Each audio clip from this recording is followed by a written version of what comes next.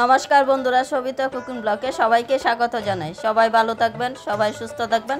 আজকে রান্না করব আমি শিং মাছ দিয়ে আলু দিয়ে একটা ঝোল করব। ফার্স্ট থেকে লাস্ট পর্যন্ত ভিডিওটা দেখবেন কিভাবে রান্নাটা করব।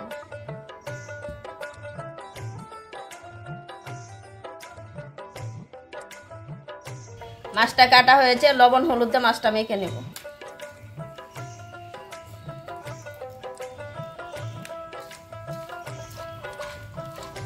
মাছগুলো ভেজে নেব।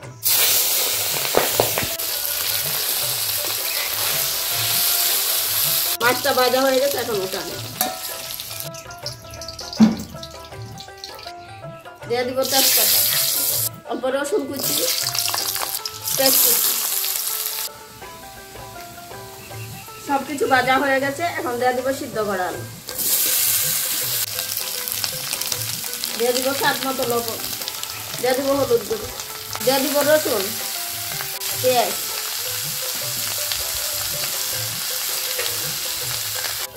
দিয়ে দিব জিরা বাটা,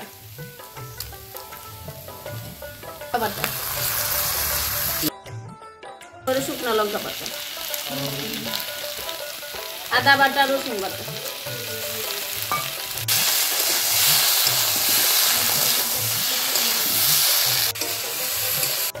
সব ভাজা হয়ে গেছে। এখন দিয়ে দিব জল, ভেজে রাখা শিং মাছটা এখন দিয়ে দিব।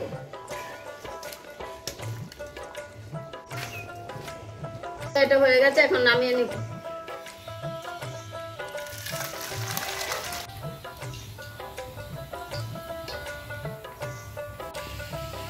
জ্যান্ত শিং মাছের ঝোল যে শরীরের জন্য খুব উপকারী। শিং মাছের ঝোলটা কেমন হয়েছে যদি ভালো লাগে কমেন্টে জানাবেন, লাইক করবেন, শেয়ার করবেন।